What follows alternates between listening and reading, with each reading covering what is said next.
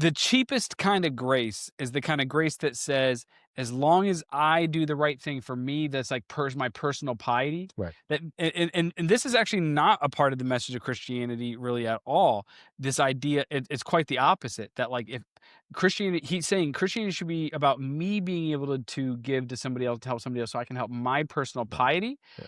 instead of actually being about helping the poor. So there's it's one Texas Democrat versus 20 undecided voters, and so both the Democratic representative or the candidate and the people surrounding him, or this person in particular that he's talking to, reference Christianity when it comes to the healthcare battle. And so I thought it'd be interesting for us to react to and talk about it for a second. Amazing. All right, here we go.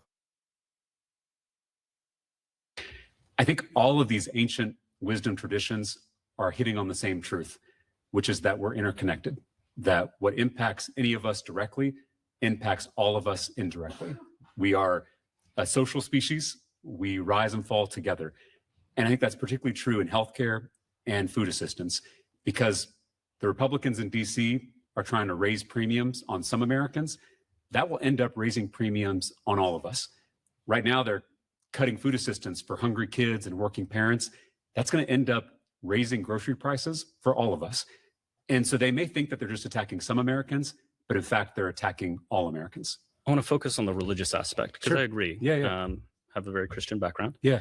But if you look at major religions, including Christianity, it is not a focus on a political system. It's a focus on individual responsibility. And when the political system takes away the individual responsibility and says, don't worry, the government's going to take care of you, you are absolutely going to catch people who need that. And it's a hand up and it helps them. But you're also going to take away from the individual responsibility, which is needed to get out of those situations. Pause it real quick. So when you talk about food, So how is religion about individual responsibility? Isn't the core tenet of Christianity that you are saved by grace? You didn't earn it. It's a gift. Yeah. Isn't your salvation as a Christian given to you? It's free. It's a handout. Yeah. It's not a hand up. Yeah. It's given. You didn't do anything to deserve it, right? Right. Isn't that the core of Christianity? So I don't think you can make any argument that Christianity is about personal responsibility. It's about having inherited guilt from Adam.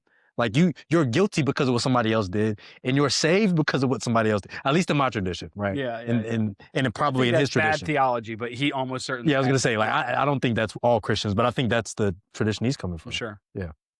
Yeah, it's the cheapest kind of grace is the kind of grace that says, as long as I do the right thing for me, that's like my personal piety. Right. That and this is actually not a part of the message of Christianity really at all. This idea, it's quite the opposite. That like if Christianity, he's saying Christianity should be about me being able to give to somebody else, to help somebody else, so I can help my personal piety. Yeah. Instead of actually being about helping the poor. So what he's saying is like Christianity is not about actually helping people be able to eat. It's about me having the experience of helping somebody to eat. Incredible. Incredible. food stamps and healthcare and helping. How do you balance that? Because I haven't heard a good democratic argument of, great, let's help people, but how are you? There are nasty people. There are welfare queens. There are nasty people who take advantage of the system and take away from those who earned it, take away from those who need it. So how are you going to take that into account? How are you going to make sure we cover that risk as well? The biggest welfare queens in this country are the giant corporations that don't pay a penny in federal taxes. The biggest welfare queens are the CEOs who get a tax deduction for flying on a private jet. It's not hungry kids. It's not working parents who work multiple jobs to provide for their families. I agree with you that we need individual responsibility. And I don't want to create a culture of dependency. I want a hand up and not a handout. You know, I believe that you don't give a man to fish, you teach a man to fish. But if you're going to take your friend out on a boat for the day to teach him how to fish, you want to make sure he had breakfast that morning. Yeah. You want to make sure he's not sick. You got to stay because that allows him to learn how to fish. Again, I was a public school teacher, so I saw how when kids showed up hungry, they couldn't learn that day.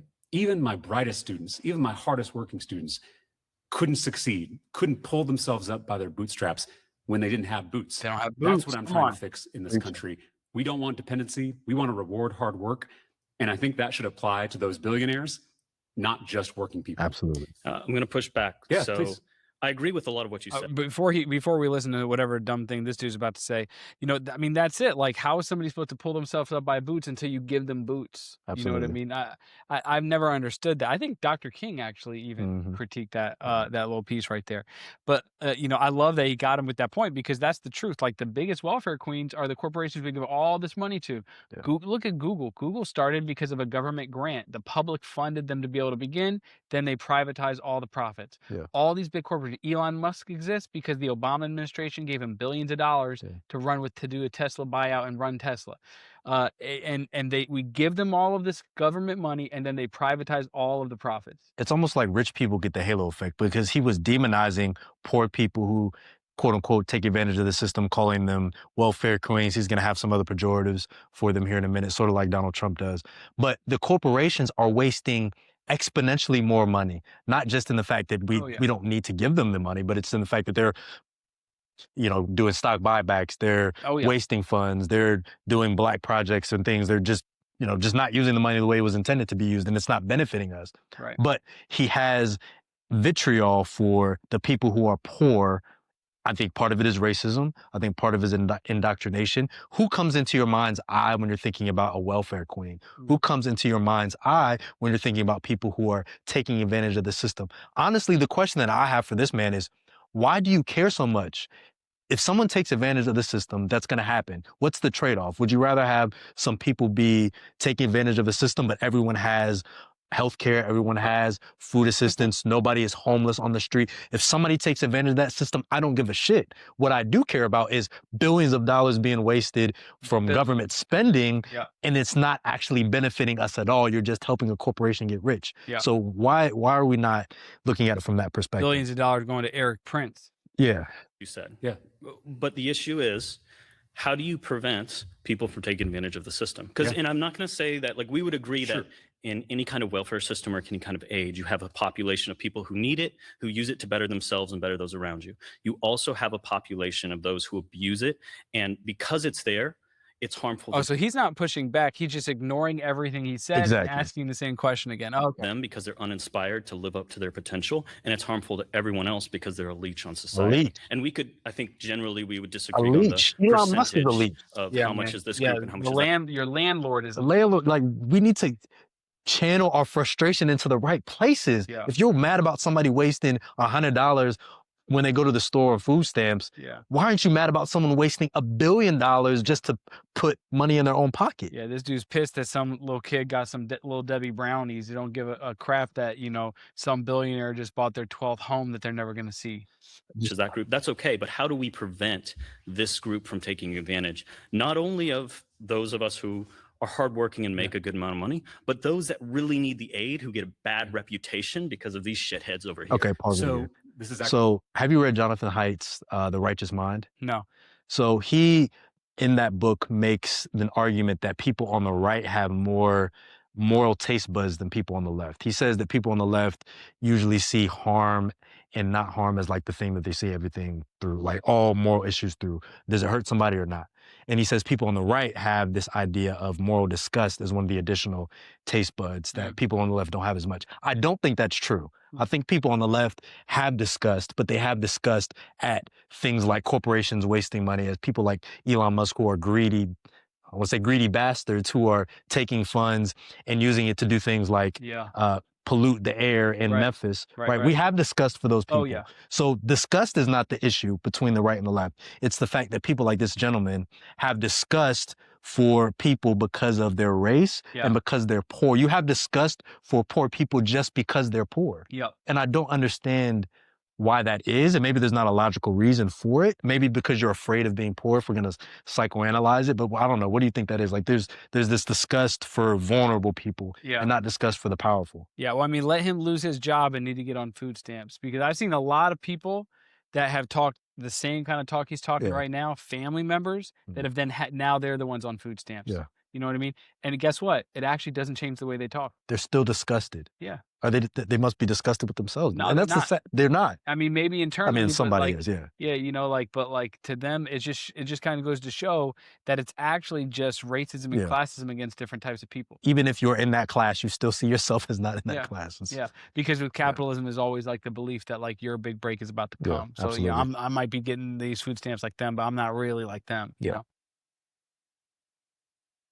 Has actually been studied, and the fraud rates for SNAP, the food assistance program, and for Medicaid are shockingly low.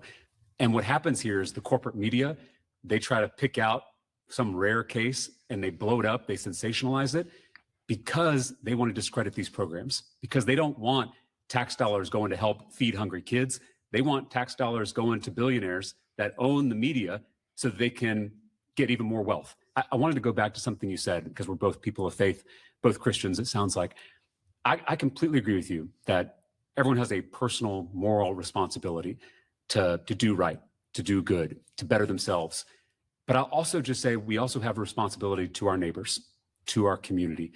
And in fact, so much of our tradition comes out of the Jewish tradition, which is all about a covenant, a community of people, not singular individuals, but us as a community, us as a covenant. Jesus didn't tell us to love our immediate family members. Jesus didn't tell us to love our close friends. Those probably would have been easier commandments to follow. He told us to love our neighbors. And then he specifically went further and defined neighbor as someone who's very different from us. And that is an inherently a public thing. Loving your neighbors is something you do out in public. It's why my faith motivates me to do public service, first as a public school teacher, now as a public official. And so I just want to hold both of those two things together, because there's absolutely a role for individual responsibility and individual choices, but there's also a responsibility to others and to the community. Both those things can be true at the same time. All right, pause. So this the guy that Jasmine Crock is up against. She got a work cut out for her in Texas. Yeah, she's running He's against. talented. What's up, guys? It's Joshua from Ask the Next Question. If you guys are really enjoying our show, we would love if you would leave a comment, if you would subscribe, like, turn on notifications, and let us know what you would like us to discuss in upcoming episodes. We really appreciate your guys' support, and we look forward to making more content for you.